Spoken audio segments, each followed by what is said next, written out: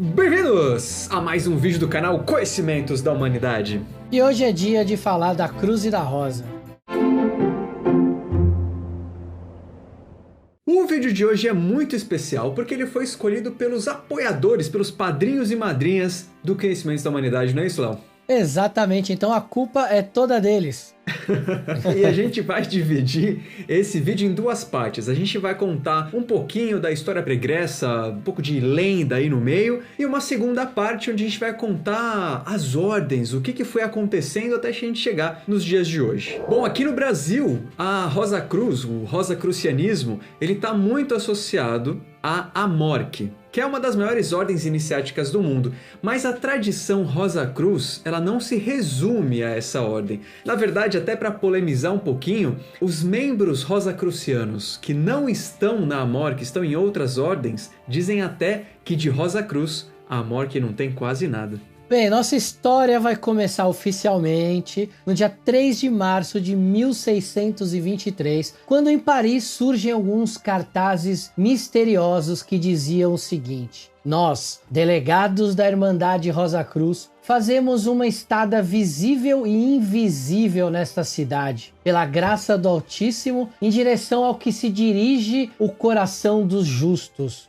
Nós mostramos e ensinamos sem livros ou sinais, falamos todas as formas de linguagem nos países onde moramos, a fim de libertar os homens, nossos semelhantes, do erro e da morte. E esses cartazes apareceram quase 10 anos depois que outras 3 publicações estranhas também apareceram lá na Alemanha, trazendo algo similar, o termo Rosa Cruz. Essas 3 publicações aconteceram em 1614, 15 e 16, lá na Alemanha. Eram 3 manifestos que revelavam a existência do rosacrucianismo ao público, e eles receberam o nome de: o primeiro, de 1614, Fama Fraternitatis; o de 15, Confessio Fraternitatis; e o de 1616, que é um dos mais famosos, o Casamento Alquímico de Christian Rosenkreuz. E o primeiro deles, o Fama, conta a história de um alemão que teria vivido entre 1378 e 1484, e ele teria estudado com mestres árabes de várias regiões, e aí quando ele volta para a Alemanha, ele funda a Fraternidade Rosa Cruz. E apesar de não saber nesse momento de quem se trata, com a publicação depois, do terceiro manifesto, 2 anos depois, a gente descobre que esse alemão é Christian Rosenkreuz,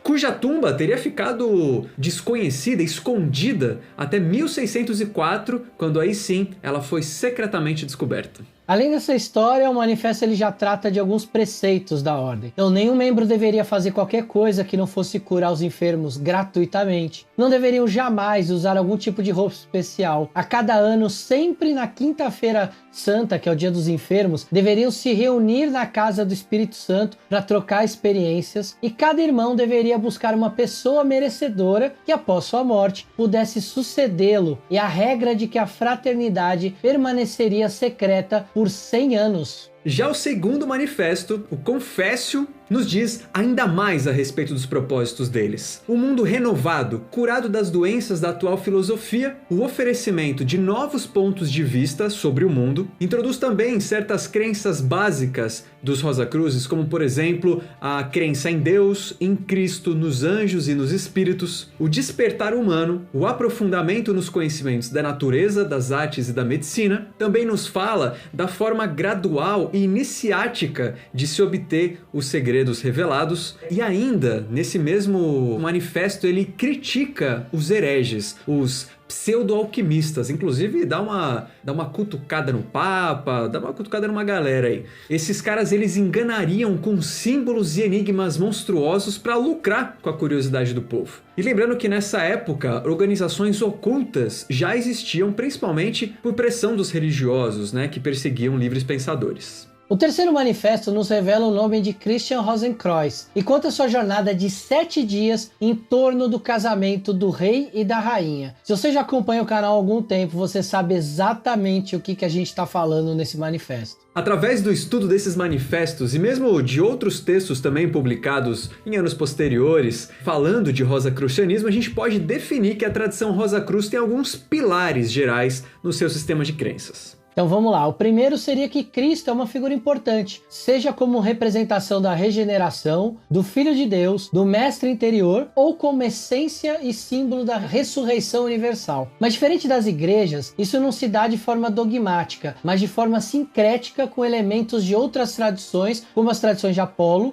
e de Vênus, que inclusive aparecem nesses manifestos. Diferente da gnose, no rosacrucianismo, o feminismo, ou o lado feminino, ele é redentor, ele é a Sofia, e é ela quem resgata o Adão caído. Portanto, o rosacrucianismo tradicional não seguia os preceitos da igreja gnóstica. Um outro pilar é o estudo da cabala, alquimia e magia, que seriam fundamentais para o estudo. Não exatamente sobre uma forma materialista, seja em laboratório, né, alquimia de laboratório, ou mesmo nas artes, mas em sua forma divina e interior. No rosacrucianismo, a cabala traria a reconciliação, a magia, a reintegração e a alquimia, a regeneração. E essas três disciplinas combinadas formam o termo trinosofia, que significa as três artes da sabedoria.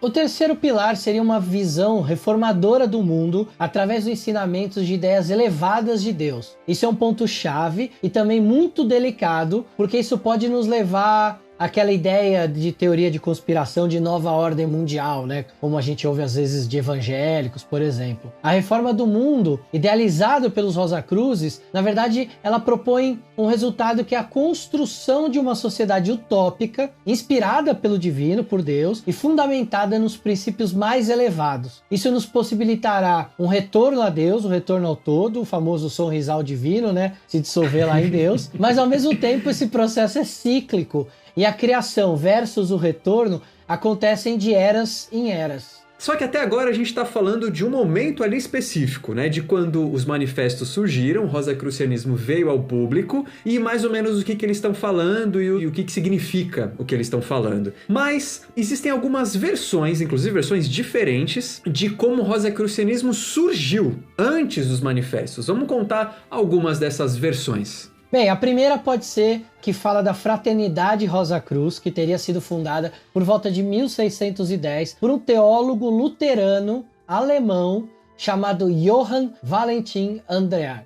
Inclusive, alguns afirmam que esse era o codinome de Francis Bacon, que era aquele filósofo inglês importante, tá ligado? Suas raízes, então, teriam emergido na Idade Média com o desenvolvimento das pesquisas alquímicas. A fraternidade teria, então, se desenvolvido a partir de uma sociedade criada por um cara muito famoso no meio cultista chamado Henry Cornelius Agrippa, cerca de 100 anos antes dessa data. Uma outra versão, eles afirmam que o rosacrucianismo ele emerge como tradição mística no Egito, obviamente não com esse nome, né, de Rosa Cruz, mas surge no Egito como essência, com os fundamentos que a gente tem hoje, mesmo com algumas adaptações ao longo do tempo. Só que os egípcios, eles teriam herdado esses ensinamentos dos Atlantes, ou seja, os Atlantes chegaram até o Egito de alguma maneira, gerou esses ensinamentos e algumas escolas surgiram, foram se adaptando até chegar no rosacrucianismo atual. Como a gente viu nos manifestos, a gente está falando de um pensamento de atividades cíclicas, ou seja, de períodos em que esse conhecimento fica dormente e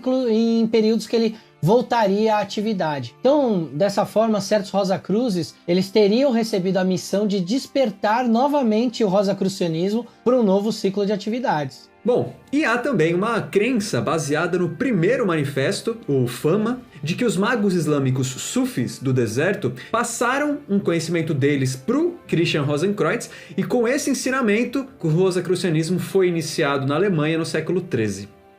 Mas tem tradições que, olha só, que defendem que o Christian Rosenkreuz é o nome simbólico de uma entidade que esteve encarnada na Europa nos séculos 13 e 14, com o objetivo de preservar a natureza espiritual da humanidade. Então esse cara, essa entidade encarnada, teria trabalhado com os alquimistas e inspirado as investigações metafísicas e as práticas de cura. Para os adeptos dessa tradição, o Conde de Saint-Germain e Christian Rosenkreuz foram manifestações dessa mesma entidade. E apesar dessas diferenças com relação à origem do rosacrucianismo, o que aconteceu depois que os manifestos foram publicados já é um pouco mais conhecido da gente, principalmente a partir do século XIX. Então, para a gente contextualizar essa publicação dos manifestos, a gente estava vendo na história humana um momento muito especial, que era o racionalismo cartesiano. Lembra do Descartes, que propõe o racionalismo? Então, isso estava muito forte na França, e na Inglaterra era o empirismo do Francis Bacon. Esses dois tipos de pensamento, eles começaram a fazer muito parte da sociedade, e eles traziam mudanças, tanto no pensamento filosófico, quanto no método científico. Pra vocês terem uma ideia, os movimentos de reforma do Lutero e do Calvino diminuíram a supremacia da Igreja Romana, pois além de questionar o caminho que a Igreja estava seguindo, ainda focava na fé individual baseada numa autorresponsabilização. E aí, com tudo isso acontecendo, com esse monte de mudança, os manifestos são publicados e aí tinha tudo a ver, né?